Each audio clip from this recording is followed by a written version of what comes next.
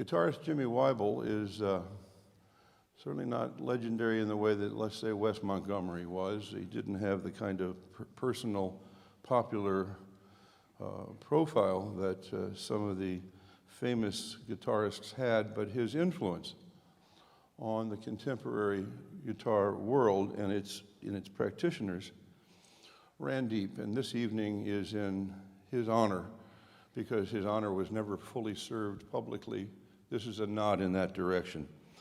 The man behind me is a rare man, a rare artist, and we're delighted that he's here.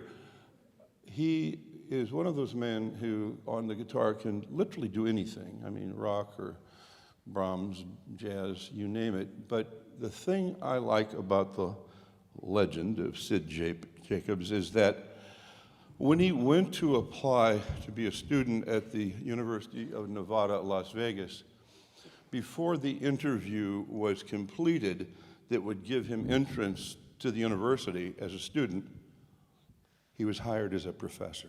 Enough said. Sid Jacobs.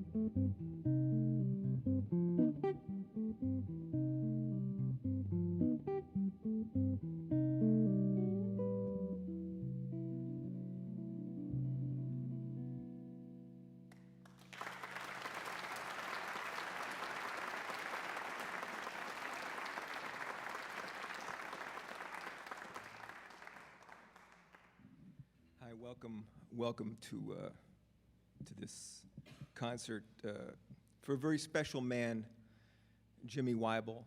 And you've probably, I can feel that there's a lot of love in here. A lot of you already knew him or knew about him.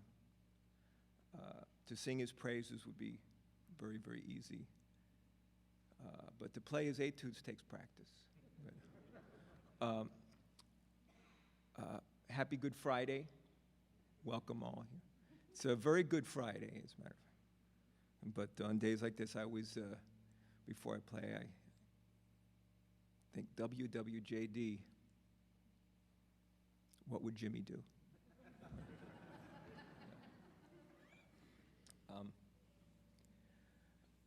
I got to know Jimmy later in his life, long after he'd retired. And I got some work, some gigs in Argentina, and he said to me, he said, Sid, I've never been to Argentina. Would you mind if I came along with you? I'll pay my own way. And I was thrilled to have him along. And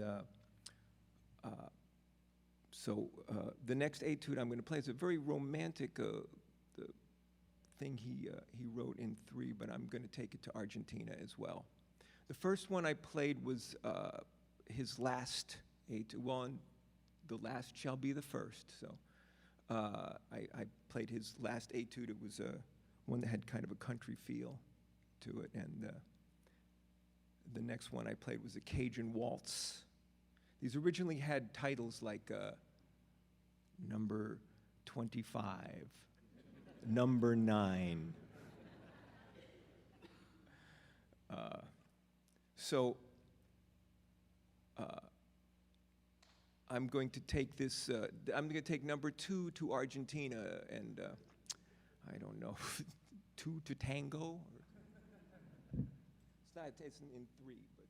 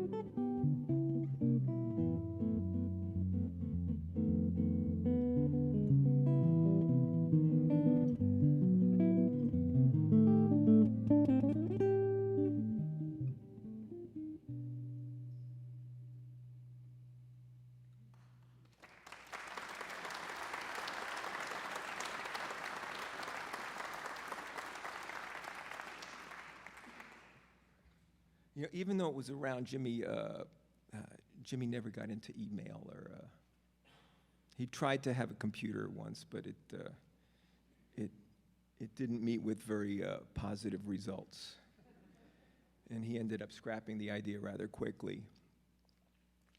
That, along with his cell phone, both went up on eBay at the same time. He just chucked it all. But I kind of was the beneficiary of he loved snail mail, you know, the old-fashioned thing with a postage stamp. And I would regularly get care packages in the mail from him with music and little notes. And you know, his concept was very unique, but it existed in some other composers. And he sent me this one by a great classical guitar player named Vincenzo Macaluso. And for some reason, he whited out the title and wrote Bossa Nova on it. And I can't figure out why, but it was one of those things, like you ever read a book and you're halfway through it, and then you go, so, well, now I got to finish it.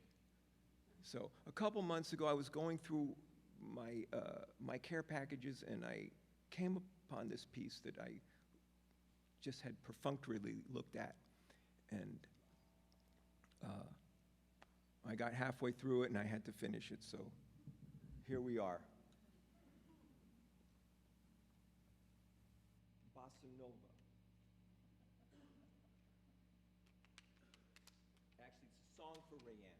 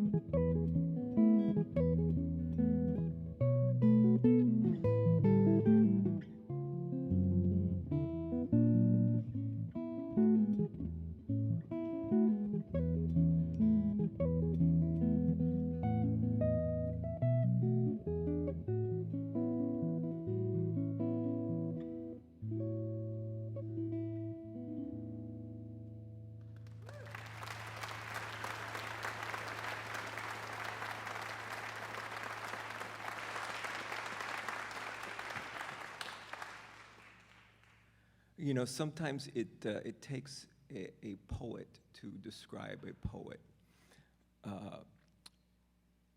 When Ted Green was asked about Jimmy Wyble, this is his description. And see if I can remember it. I have it written down, but let me see if my brain is working. He said, George Van Epps and Bela Bartok go to visit Thelonious Monk, and they discuss a certain J.S. Bach and a certain Mr. Gershwin. So, I mean, that's, you know, that just conjures up a picture, doesn't it? Well, I'm going to explore some George Gershwin with some Wybleisms scattered through it.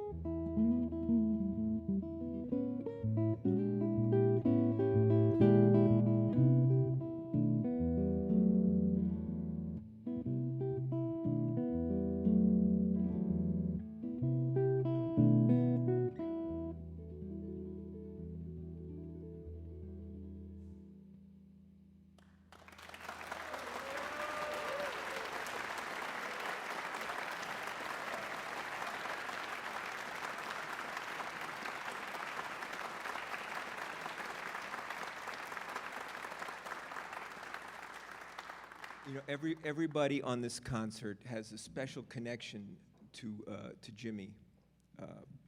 Dave Koonse was, I would have to say, his closest friend. And Dave and Jimmy went way, way back. Dave was not quite a contemporary, but they were very, very close. And when Dave's son Larry decided to play the guitar, Dave had a teacher in mind, and Larry became like a son to Jimmy, and Jimmy often referred to Larry as a guitar genius.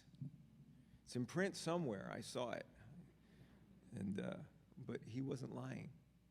And well, they're going to do some tunes from this CD, What's in the Box. Now, the story behind What's in the Box is this little curious little bird befriended Jimmy and Lily, his wife, and would always come and visit, and sometimes it would go inside the guitar. And Jimmy snapped this picture, and it's in the CD. You can see it. This is, because and he captioned it, "What's in the box?" Because the bird was very curious. Of course, Jimmy was always attracting not only birds but other guitar players, going, "What's in that box?" So I'm going to leave the stage and introduce Larry Koonse Quartet featuring David Koonse.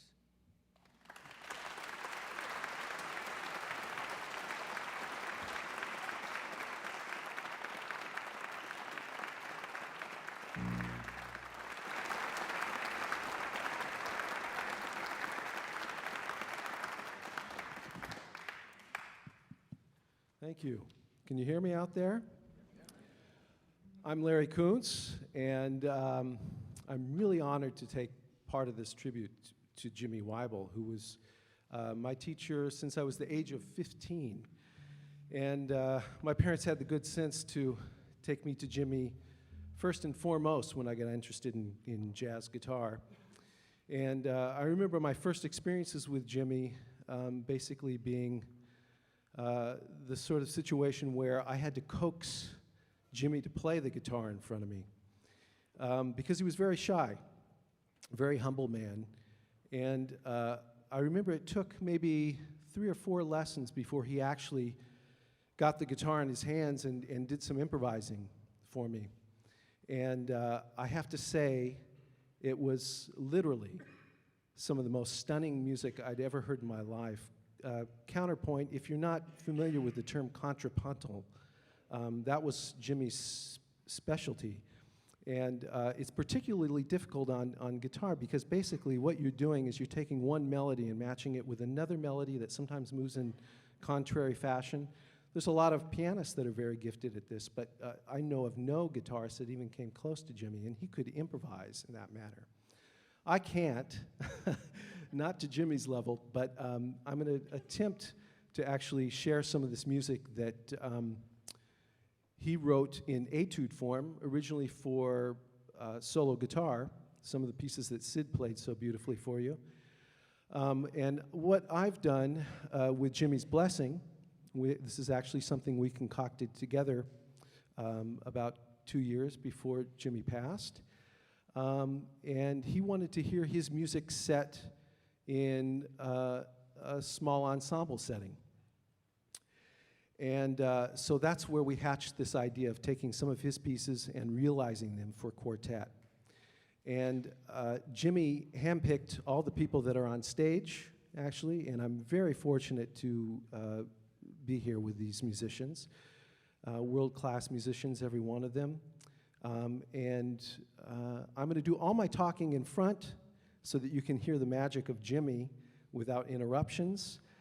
But basically, we have Gary Foster on the clarinet.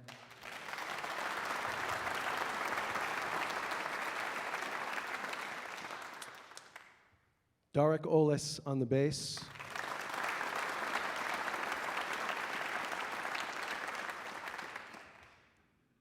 And on the monster bass drum, we have Joe LaBarbera.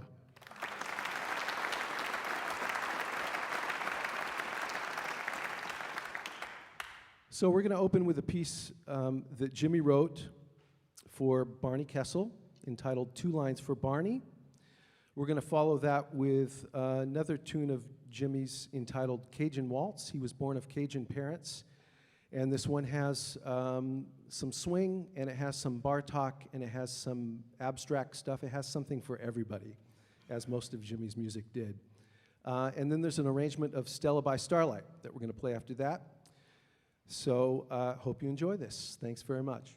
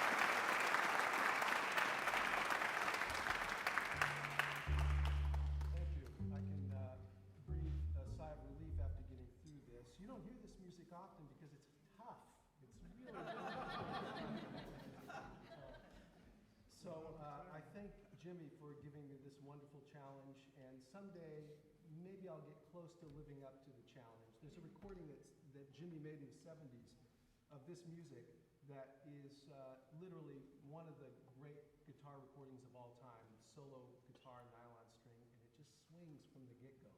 And I don't know how he did it, but anyway, it's a work in progress. Before we play this final tune, I want once again to thank these master musicians that are on the stage with me, who have so graciously made the long trek to come down here to be with me. I'm so honored. Mr. Gary Foster on the clarinet.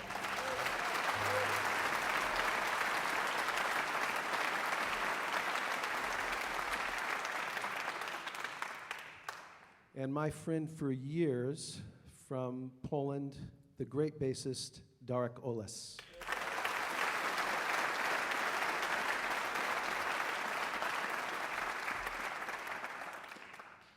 One of my favorite musicians on the planet, master drummer and musician, Joe LaBarbera.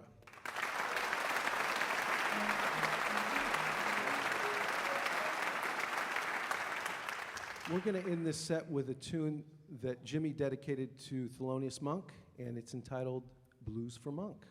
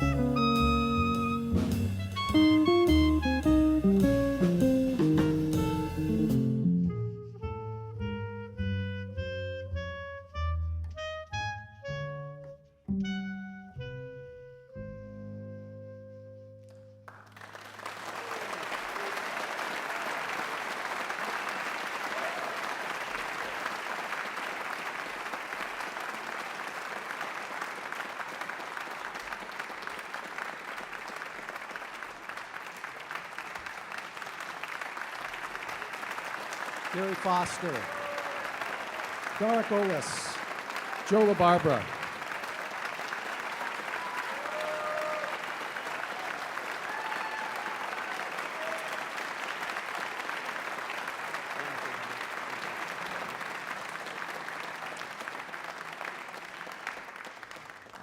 I have the honor of playing one more tune here with another one of my favorite musicians on the planet.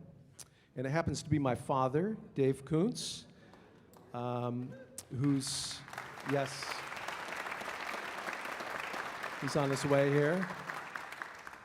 And I would say that Jimmy and my father are the biggest influences of any musicians that I've ever met on my personal choices as a musician. And I can remember playing with my father from a very early age, and he has this uncanny ability to sort of just conjure up sounds from inside of his head and realize them immediately. So I would, from another room, I'd play a chord and I'd say, "Dad, what are the notes in this chord?" And he would pick them out unerringly.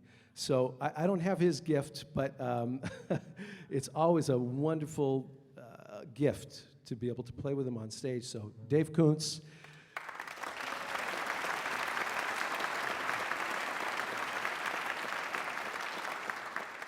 And I'm going to play another blues. Usually I don't program two blues back to back like this, but this one's in A, and Jimmy's writing is so distinct that it's still going to be another journey for you. This is entitled Blues for Bix.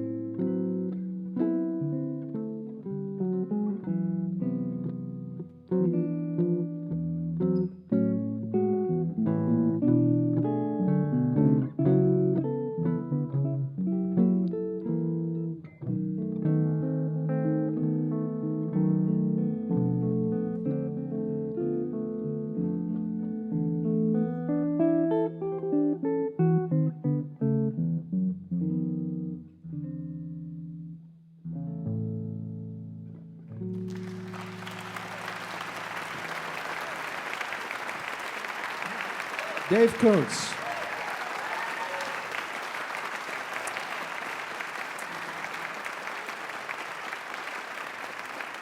We're going to take a minute now to transition to one more piece that features 5 guitars. I think maybe Sid is going to introduce this one, so I'll save that. But let my final words be a thanks to 2 people, Steve Kinnickstein for putting this amazing program together. No easy feat. Incredible amount of work, and he really did it right. And Jim Murad, who is a force of nature and has actually been spearheading this series since its since the beginning, since its infancy. I'm not sure how long this series has been in place, but I know it's been over 10 years because I've been playing here for a long time. So Jim Murad.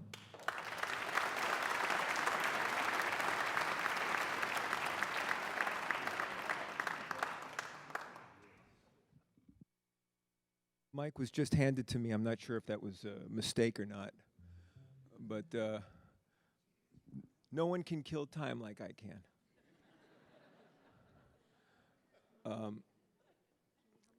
So while we're arranging the stage, I will tell you a little bit about what we're going to do.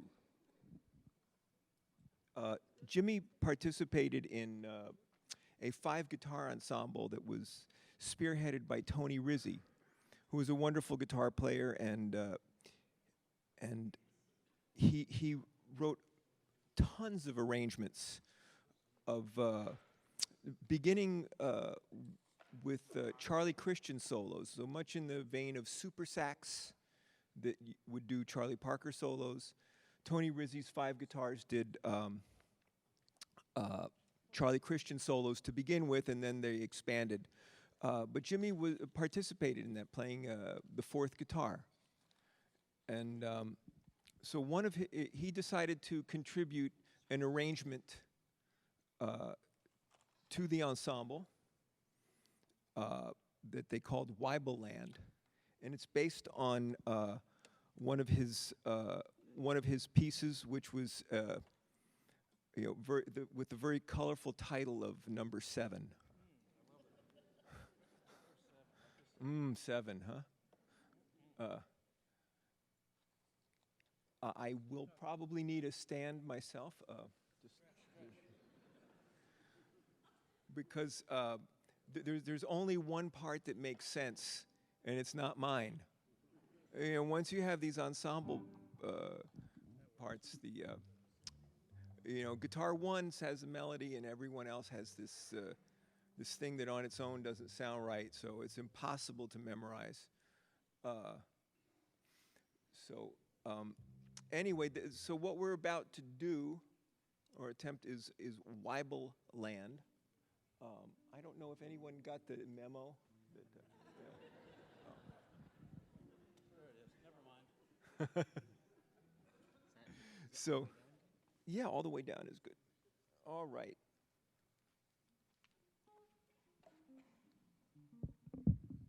Now everyone has music on their part. I'm playing. I'm actually the part that I have is Jimmy's part, which just begins with it says play Etude 7. So see how that works.